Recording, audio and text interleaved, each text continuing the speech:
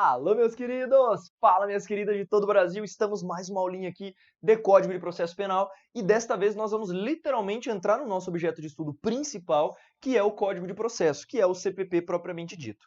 Doutor, eu vou te apresentar o CPP hoje, obviamente com o primeiro tópico do seu edital que costuma aparecer, que são as disposições preliminares, que trabalha tecnicamente com lei processual penal no espaço, lei processual penal no tempo e aplicação dos princípios gerais e da analogia em processo penal. Tudo bem? Então vamos lá. Disposições preliminares, artigo 1º ao artigo 3º do Código de Processo. Geralmente a galera não dá muita atenção. É um tópico bastante doutrinário, ok? E a galera não costuma dar atenção porque parece que é muito fácil. Mas, doutor, eu garanto para você, se você pegar as principais bancas hoje, CESP-NB, FCC, ESAP, a Fundatec, cara, a FGV, essas bancas, elas quando cobram isso, elas cobram pesado, não é muito fácil. Então eu vou pedir, por favor, a sua atenção concentrada e total na nossa aulinha aqui agora. Bacana? Vem comigo. Vamos trabalhar então primeiro o artigo 1º, não é verdade? Lei processual penal no espaço. Doutor, quando o seu edital traz lei processual penal no espaço, quando você pega o caput do artigo 1º do CPP, ele cita ali na lata o processo penal dos crimes praticados contra brasileiros serão regidos contra brasileiros ou por brasileiros também, nós veremos isso, né? Serão reger-se-á por esse código, ou seja, aqueles praticados em território brasileiro. Então, será aplicado o Código de Processo Penal em território brasileiro. Então, é isso que você precisa extrair do caput do artigo 1º. Aplica-se o Código de Processo Penal no território brasileiro. E é daí que nós entendemos o chamado princípio da territorialidade da lei processual penal. Significa dizer que o código ele se aplica naquilo que a gente chama de locus regit actum. O local rege o ato. É o local em que esse crime foi praticado que vai reger o ato, mas o processo sempre se dá no Brasil. Doutor, cuidado confundir aqui processo penal com direito penal. Vamos lá? Quando eu digo lá no Código Penal, lá no artigo 7º, a respeito da extraterritorialidade de lei penal, doutor, é possível aplicar o Código Penal fora do Brasil. É possível aplicar os princípios do Código Penal fora do Brasil. Tudo bem, mas eu já falei para você que para aplicar uma pena nesse caboclo, eu tenho que fazer o quê? Eu tenho que seguir todos os regimentos normativos e constitucionais. E isso é feito na fase processual. Doutor, ainda que um brasileiro pratique um crime fora do Brasil, o processo todo, as audiências, tudo acontece onde? É no estrangeiro ou é no Brasil? Doutor, princípio da territorialidade. É o local que rege o ato. Então, ainda que o brasileiro pratique um crime ou seja vítima de crime fora do Brasil, o processo relativo a esse fato somente será tramitado no Brasil. Pedro, então você está me dizendo que não existe tramitação processual penal fora do Brasil? Exatamente isso. Exatamente isso. Cada país emprega o seu próprio. Olha que interessante. O Brasil, doutor, hoje no Brasil é assim, mas antes de 1941, eu não sei se você sabia ou se você já ouviu falar em alguma coisa do tipo, os estados, cada estado brasileiro tinha o seu próprio Código de Processo. Então, olha que interessante, até 1941, cada estado tinha autonomia para estabelecer as suas normas processuais penais. Hoje, não é mais assim. Com o advento do Código de Processo Penal em 1941, houve, olha que interessante, sedimentação de um princípio que a gente chama de princípio da unidade. O que nos diz o princípio da unidade? Um único Código de Processo elaborado pela União será aplicado em todo o território brasileiro, inclusive a crimes que sejam praticados fora do Brasil. Esse é o princípio da unidade. Existe extraterritorialidade de lei penal. O que não existe é extraterritorialidade de lei processual penal. E isso é muito importante na sua prova. Então, voltando para cá e já adiantando a absoluta territorialidade. Perceba, eu quase nunca uso absoluta em processo, mas aqui eu vou ter que usar e você vai anotar muito bem isso, ok? Então, você está me dizendo, Pedro, que se a lei falar sobre o Código Penal ou direito penal, existe territorialidade e extraterritorialidade. É isso, doutor? É exatamente isso.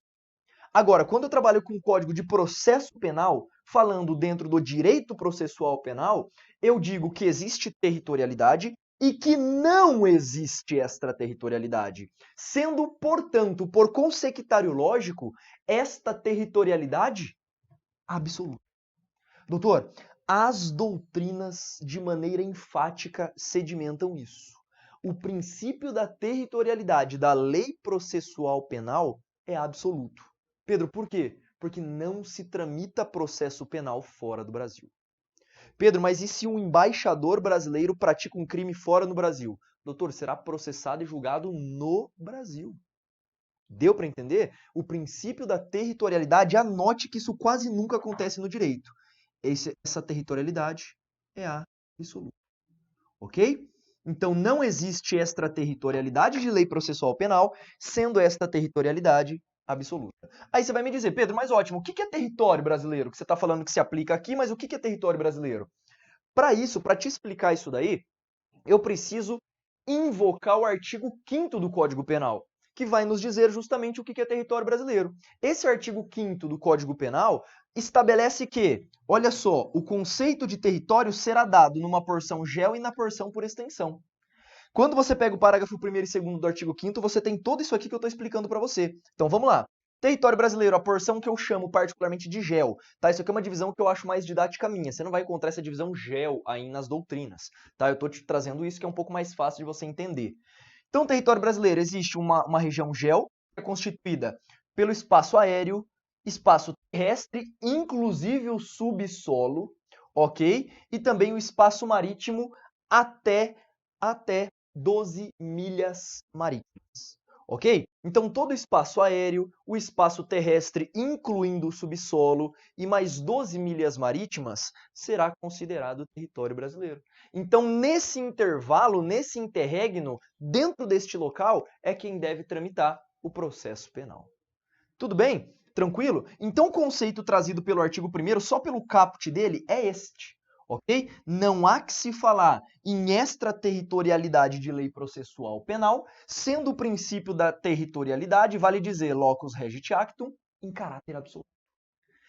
Cara, isso aqui o CESP já cobrou e a FCC também já cobrou de você. E você tem que dominar muito bem esse artigo 1º caput, tá? Agora, vamos fazer uma segunda pergunta. Pedro, você me disse que o Código de Processo ele será aplicado em todo o território brasileiro sempre, né? Sempre não. Na verdade, a gente sabe que tem algumas exceções. Mas vamos lá. Eu aplico o Código de Processo Penal no território brasileiro. E não há que se falar em extraterritorialidade. Exatamente isso. Só que, doutor, será que o CPP ele rege todos os crimes que acontecem no Brasil? Doutor, aí não. Aí não tem como. Então, o Código de Processo Penal, ele não rege todos os crimes que acontecem no território brasileiro. Pedro, por que não? Porque existem algumas especializações de crimes que serão regidas por outros tipos de leis. E aí, é claro, não se aplica ao CPP, embora o crime tenha sido praticado no Brasil, em 3 situações marcadas nos incisos 1º, 2º e 3º do artigo 1º do próprio CPP. Vem comigo para a gente ver. Primeiro, não se aplica o Código de Processo Penal, doutor, a tratados, convenções e qualquer outro tipo de regras de caráter internacional em que o Brasil é signatário. Então, olha que interessante. Opa, acabou a tinta aqui do meu pincel. Olha só. Quando a gente trabalha com a questão de tratados e convenções, Pedro, o que é um tratado e o que é uma convenção? Olha só, quando a gente pega tratados e convenções de caráter internacional, que o Brasil, obviamente, é signatário, tratado é um acordo feito necessariamente entre 2 países. Enquanto as convenções são feitas por um grupamento de países, ok? Exemplo clássico, Convenção de Viena de 1968, estabelecendo as regras de trânsito. No Brasil, o trânsito acontece da mesma forma que em vários países, mas, por exemplo, a Inglaterra não é signatário. Na Inglaterra, você anda pela esquerda, ok? Você não anda pela direita, você não transita pela direita. Então, olha que interessante. Tratados e convenções e regras internacionais, neste caso, não há que se falar em aplicação do CPP. Eu vou te dar um segundo exemplo. Questões relativas à imunidade diplomática. Doutor, se um diplomata estrangeiro vem ao Brasil e pratica um crime aqui, ele não será regido pelo CPP, portanto, não será preso em flagrante. Olha que interessante. Se o embaixador ou uma entidade que seja revestida de imunidade diplomática vem no Brasil e pratica um crime, a Convenção de Viena de 1963, que estabelece a imunidade diplomática, ela não permite que seja aplicada ao Código de Processo a essa autoridade. Será aplicado, obviamente, esta convenção. Ok? Então, não se aplica o Código de Processo Penal em tratados e convenções de direito internacional. Crimes de responsabilidade. Doutor, crimes de responsabilidade também não se aplica o CPP. Aí você vai me indagar, Pedro, por que não aplica o Código de Processo Penal nos crimes de responsabilidade? Ah, isso é muito importante para você. Sabe por quê, doutor? Crime de responsabilidade não é crime. Crime de responsabilidade não gera detenção, reclusão, não gera. Não sei se você se lembra, mas a nossa ex-presidente Dilma, ela foi impeachmentada, digamos assim, né? Ela saiu. Se ela saiu, eu te pergunto, ela foi presa? Não, inclusive já concorreu novamente a deputada, salvo engano, deputada ou senadora federal. Olha só que interessante. Então, crime de responsabilidade não é crime, doutor. Crime de responsabilidade é uma infração político-administrativa. Se é uma infração político-administrativa, perceba agora, em se tratando de uma infração de natureza político-administrativa, não há que se falar em regime de pena do direito penal. Esta pessoa apenas tem perda do cargo e inabilitação para as funções públicas por 8 anos. E isso é o interessante que você saiba. Então, os crimes de responsabilidade não são crimes. Se eles não são crimes, não há aplicação do CPP. Ok? E a terceira hipótese, detalhe, o Código de Processo ele trabalha só com algumas autoridades. Tá? Fala que é presidente, fala que é ministro, STF, mas, cara, hoje esse texto já está ultrapassado. É claro, será cabível a todas as autoridades em que é admitido o crime de responsabilidade. Atribuir crime de responsabilidade vale para o prefeito, vale para o senador, isso vale para o chefe do TCU e por aí vai. Ok? Então esse texto já está ultrapassado. Lembre-se que apenas crime de responsabilidade, lembre-se que não se aplica o CPP. E a terceira hipótese? Justiça militar. Doutor, a justiça militar, a justiça castrense, é uma justiça diferenciada. É, digamos assim, uma casta separada, né? Por mais pleonasmo que isto seja. É, de fato, uma classe diferenciada. Então, aos militares não se aplica o Código de Processo Penal. Sabe por quê? Porque se aplica o Código de Processo Penal militar. Para os militares, existe um código próprio, que é o CPPM. Então, aos militares, será aplicado o Código de Processo Penal Militar, só que não em caráter absoluto. Até porque o próprio Código de Processo Penal Militar diz, em um dos seus dispositivos, que não havendo previsão de determinada situação no CPPM, aplica-se subsidiariamente o Código de Processo Penal. Então entenda, se a tua banca perguntar como existe expressa previsão, não se aplica o CPP na Justiça Militar. Ok? Essa é a regra de 99% das questões. Agora, como nos concursos militares costuma aparecer isso. Como não tem CPPM no seu edital, não se preocupe muito com esse ponto que eu trouxe para você, a exceção. Bacana? Cuidado, então, com o artigo 1º. Deixa eu trazer para você uma outra exceção que a própria doutrina sedimenta. Pedro, quando lei especial, por exemplo, o GCRIM, Lei 9.099 de 95, por exemplo, a LEP, a Lei de Execuções Penais, quando leis especiais prevêem procedimentos específicos em determinados casos, eu aplico o CPP? Doutor, como regra, de novo, não. Só se aplica em caráter subsidiário. Se não houver previsão lá na lei especial de determinado rito, de determinado ato, aí sim eu vou apelar para o Código de Processo Penal. Bacana? Então essa é uma exceção doutrinária que você não vai encontrar nos 3 incisos, nos 3 primeiros incisos do artigo 1º. Aí você vai indagar, Pedro, mas tem 5 incisos no artigo 1º. Tem o inciso 4º, que fala a respeito dos tribunais especiais, e tem o inciso 5º, que fala a lei de imprensa. Doutor, o inciso 4 e o inciso 5 do artigo 1º do CPP, eles não estão mais em eficácia jurídica. O inciso 4, por que ele não está mais? Porque a Constituição previu que não é admitido no Brasil o tribunal de exceção. Como não tem tribunal de exceção, não se aplica tribunal especial. Inciso 4º, sem eficácia jurídica. E o inciso 5º do artigo 1º, ele vai trabalhar justamente com o quê? Lei de imprensa. Doutor, a lei de imprensa não foi admitida pela nossa Constituição e ela foi julgada pela ação de descumprimento de preceito fundamental 130. A DPF 130, ela revogou, ela falou que a lei de imprensa ela não é compatível com a Constituição, com a nova ordem constitucional. Portanto, nesse caso, inciso 4 e inciso 5, não há que se falar em exceções ao CPP. Portanto, como não existe tribunal de exceção, eu não vou aplicar o CPP da mesma forma, mas é por não existir o tribunal de exceção. E lei de imprensa. Doutor, lei de imprensa, quando a imprensa pratica crime, é crime comum. Então, aí sim se aplica, sim, o Código de Processo Penal. Tudo bem? Bacana? Agora sim finalizamos o artigo 1º e o nosso primeiro tópico do edital. Vamos para o segundo, que trabalha a lei processual penal no tempo agora. Nós falamos de lei processual penal no espaço e agora eu preciso ver com você a lei processual penal no tempo. Doutor, A Lei Processual Penal no Tempo, ela está regida no artigo 2º do Código de Processo, e ela vai dizer o seguinte, ó: aplica-se esse código, olha só que interessante, aplicar-se-á o que está previsto neste código de imediato, logo que for praticado o ato, sem prejuízo dos atos praticados na vigência da lei anterior. Aplica-se o disposto neste código desde logo, sem prejuízo dos atos praticados sobre a vigência da lei anterior. Então, doutor, quando a lei fala assim, ó, aplica-se esse código desde logo, isso aqui significa princípio da imediatidade da lei processual penal. Doutor, surgiu durante o processo uma lei processual penal nova. Surgiu durante o processo uma norma processual, alterou o número de testemunhas, por exemplo. Ela se aplica desde logo? Sim, doutor. Aplica sendo ela boa ou má. Seja uma in bonam partem ou in malam partem. Ela se aplica a partir daquilo. Não tem aquela história da eficácia da lei penal. Lei penal in malam partem não se aplica. Aqui foda-se. Aqui eu vou aplicar de imediato. Esta é a regra. Tempus regit actum. Eu aplico a norma processual penal desde logo, no momento em que ela foi sancionada e surtiu eficácia, sem prejuízo dos atos praticados na vigência da lei anterior. Se eu não tenho prejuízo, significa dizer, Pedro, então os processos que já foram feitos com menos testemunhas do que aquilo que a lei nova previu, eu preciso repetir os atos? Doutor, não. Os atos já são atos jurídicos perfeitos. Eu não preciso refazer aqueles atos. Portanto, é sem prejuízo dos atos prévios.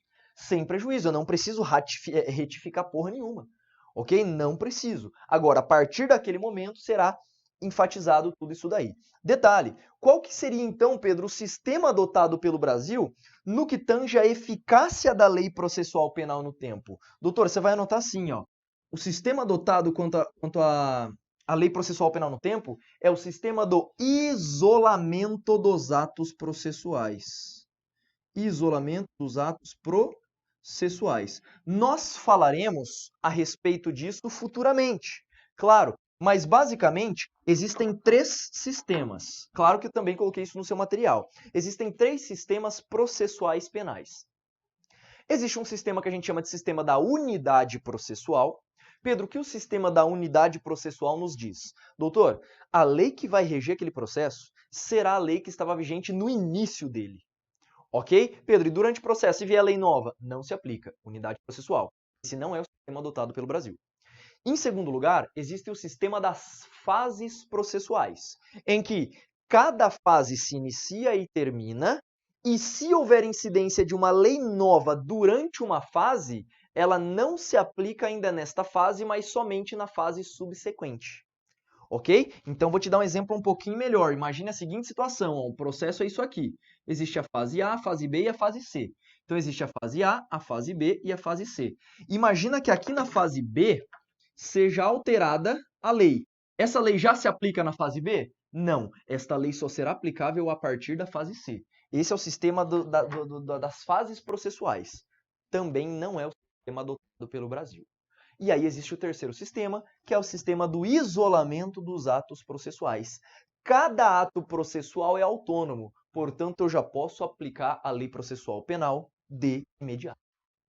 Deu para entender? Então, o princípio da imediatidade está consolidado no nosso artigo 2º, sendo que eu vou aplicar a lei nova a partir do momento em que ela já tem eficácia. Portanto, sistema de isolamento dos atos processuais. Detalhe, aplico essa lei nova, seja ela in bonam ou in malam partem.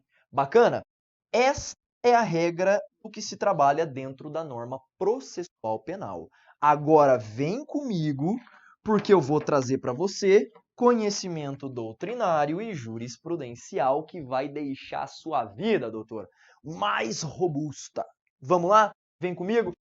Exceções ao princípio da imediatidade. Pedro, existe de fato essas exceções? Doutor, existe sim. E digo mais, estas exceções aqui pautadas para você estão previstas na doutrina e na lei de introdução ao Código de Processo Penal.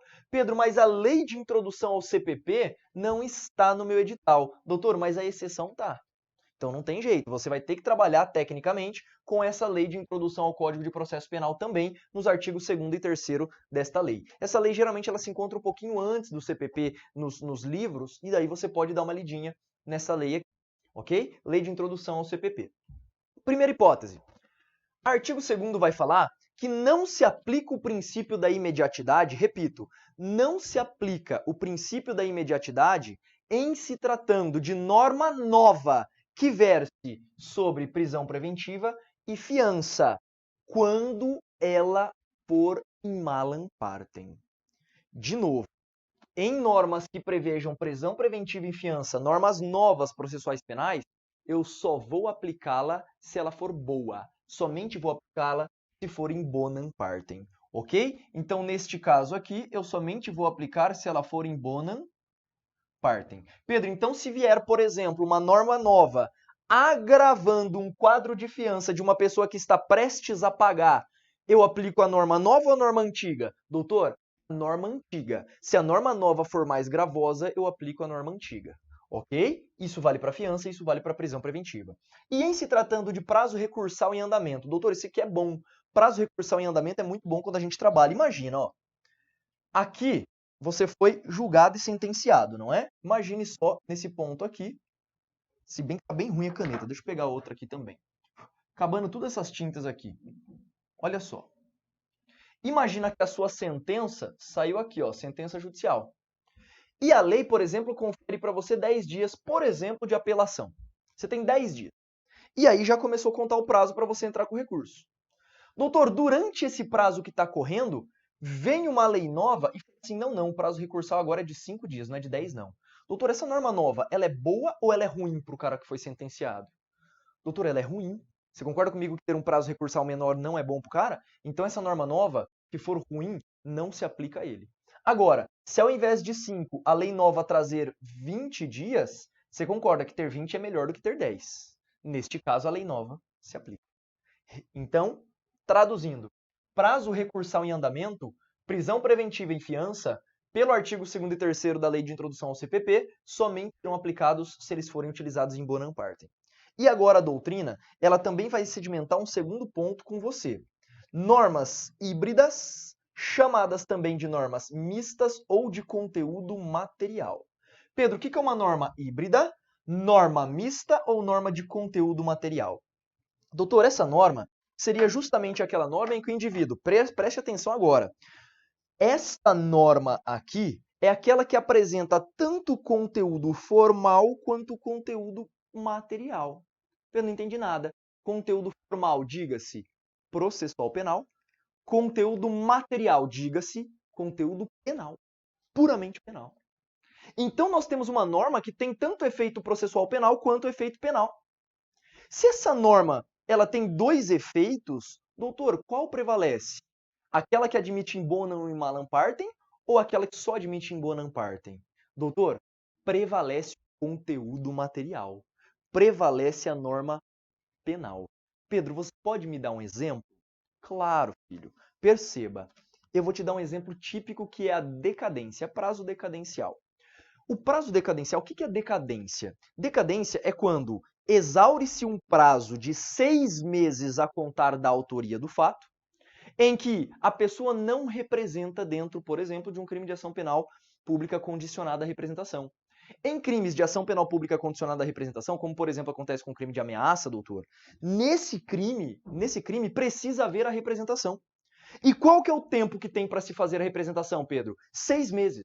6 meses a contar da autoria, ok? Do conhecimento da autoria, descobrir quem foi o suposto autor, ok? Ou pelo menos era para ser o suposto autor. Doutor, qual seria, portanto, o efeito da decadência? Decorridos os 6 meses, o efeito processual penal é qual? Perda do direito de ação. A pessoa não vai mais poder representar. E qual que seria o efeito penal, Pedro? Extinção da punibilidade, doutor. Então, a decadência, por exemplo, os institutos extintores da punibilidade, lá no artigo 107 do Código Penal, geralmente são os exemplos mais clássicos, a questão de decadência, perempção e por aí vai. Esses institutos, perceba agora, eles têm conteúdo processual penal e penal também, conteúdo formal e conteúdo material. Pedro, então vamos lá. Se houver uma lei nova que traga um benefício em relação à decadência para o investigado, ela será aplicada? Sim, será aplicado, porque em benefício é in bonum partem. Agora, se vier um instituto novo, uma lei nova de conteúdo híbrido, que agrave a situação do investigado, neste caso ela será aplicada? Não. Permanece a vigência da lei anterior, ultra agindo ali no caso. Ok? Então é isso que você tem que tomar cuidado. Normas híbridas ou normas de conteúdo material também somente serão utilizadas para beneficiar o cara. Show de bola? Tranquilo? Prevalece o conteúdo material, portanto, somente poderão ser utilizadas em bonum partem. Doutor, e com isso eu fecho com você o artigo 2º. Tranquilo? Lei processual penal no tempo é muito mais difícil as exceções do que a regra que a gente tem ali, não é? Então essas exceções, elas não costumam ser tão cobradas em prova. Mas quando cair, eu estou aqui para te preparar para a questão fácil e para a questão difícil também. Você, ó, tudo refinado aqui. Bacana? E vamos falar do artigo 3º e último artigo das disposições preliminares. O artigo 3º, doutor, ele vai falar assim, ó: a lei processual penal admite a aplicação analógica, que é sinônimo de analogia, tá? A aplicação analógica é sinônimo de analogia. Entenda isso.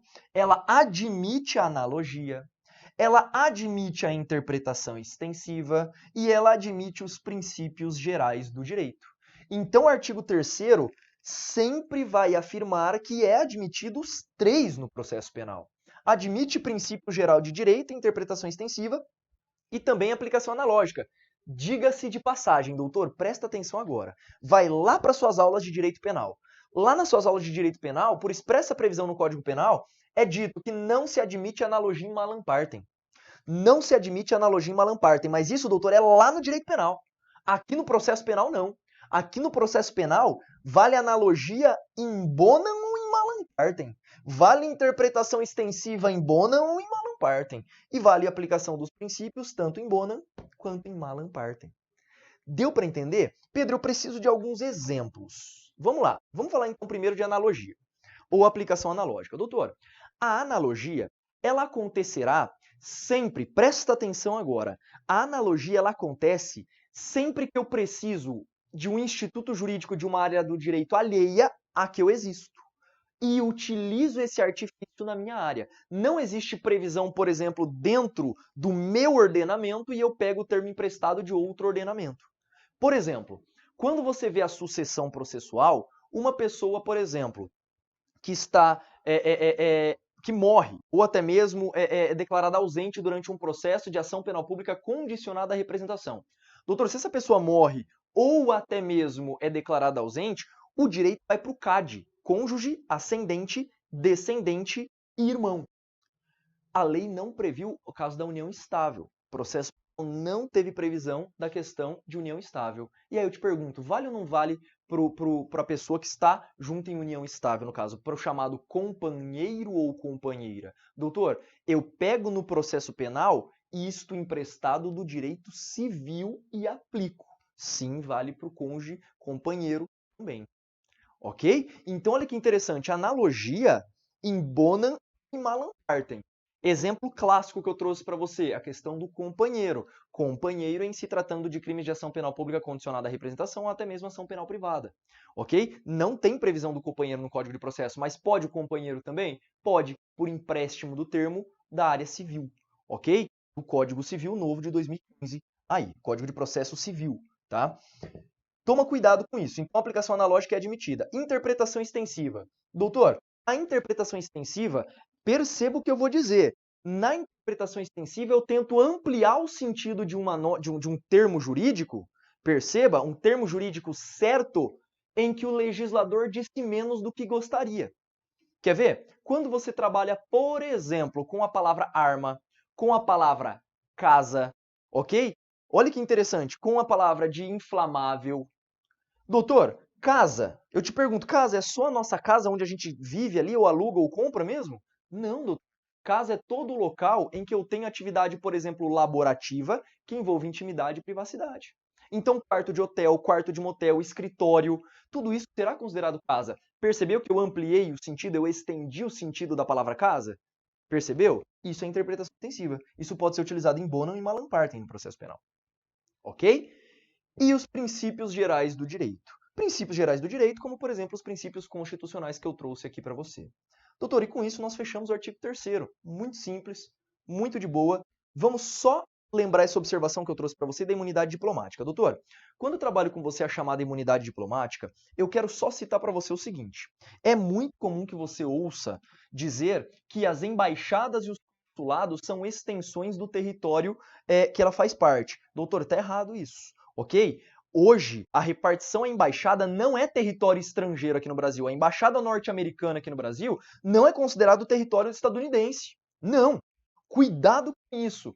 Hoje, doutor, as imunidades, por exemplo, diplomáticas, nesse caso, elas se estendem a várias pessoas, chefes de governo oficial de força armada estrangeiro e para todos os seus familiares e equipe que vier, por exemplo, por estado estrangeiro. Então a imunidade diplomática ela é ampla, doutor. Não sei se você percebeu. E aí o que acontece? Questões típicas que exigem, por exemplo, um brasileiro mata outro brasileiro dentro da embaixada norte-americana. Nesse caso, ele será julgado nos Estados Unidos? Doutor, seria um absurdo. Seria um absurdo. Então, a embaixada ou a entidade governamental estrangeira no Brasil não é considerada extensão do território. O que acontece é que ela tem imunidade. Existem pessoas ali dentro que têm imunidade. Aí sim, a imunidade é inerente a pessoas, não a locais. Percebeu? Então, se eu, em perseguição, por exemplo, eu sou brasileiro, em perseguição de outro brasileiro, o brasileiro entra na embaixada francesa, posso entrar lá e prendê-lo lá mesmo? Claro que eu posso, porque aquilo é território brasileiro ainda, ok? O que acontece é que o brasileiro que foi preso dentro não tem imunidade diplomática, ok? Então, cuidado com esse ponto na prova, dá uma lidinha também no seu material a respeito dessa imunidade diplomática. Show de bola? Doutor, vamos para as questões. Vamos ver como é que esse assunto está sendo cobrado aí nas provas. Vamos lá? Primeira questão. Imagine que no curso de uma ação penal, nova lei processual extinga com um recurso que era exclusivo da defesa antes da prolação de decisão anteriormente recorrível. A esse respeito, é correto afirmar, doutor, olha só, houve extinção de um recurso durante a fase do processo. Extinguiu-se uma lei e acabou com um tipo de recurso. E aí imagina que esse cara tenha sido condenado. Ele vai poder usufruir desse recurso que existia durante o processo? Doutor, claro que não, porque aplica-se a lei processual penal de imediato. Olha só, poderá ser manejado o recurso? Não. Não será possível manejar o recurso, pois a lei processual penal aplicar-se-á desde logo. Doutor, gabarito letra B. Muito simples essa questãozinha aqui. Olha a próxima. O princípio da extraterritorialidade adotado pelo direito processual penal, extraterritorialidade de lei processual penal não existe, está errado. Não ofende a soberania de outros estados, já que os ordenamentos jurídicos de todas as nações convergem para combate de condutas delitivas. Doutor, absolutamente errada essa questão. Tá? Próxima. Acerca da aplicação da lei processual penal no tempo e no espaço em relação às pessoas, julgue os itens a seguir. Em caso de normas processuais materiais, olha só, percebeu que ele chamou de mistas ou híbridas, né? Aplica-se a retroatividade da lei mais benéfica. Doutor, perfeito. Plenamente possível a retroatividade da lei mais benéfica, porque só se aplica em bonum partem. Ok, tranquilão? Assunto razoável, assunto simples, não tem tanto para você se debruçar e eu recomendo demais. Pega o conteúdo dessa aula, inclusive que está no seu material, e faça um mapa mental, faça um esqueminha aí no seu material para você pegar rápido. Só esse quadro, por exemplo, que eu fiz aqui para você, ele é bem importante aí no caso da tua prova.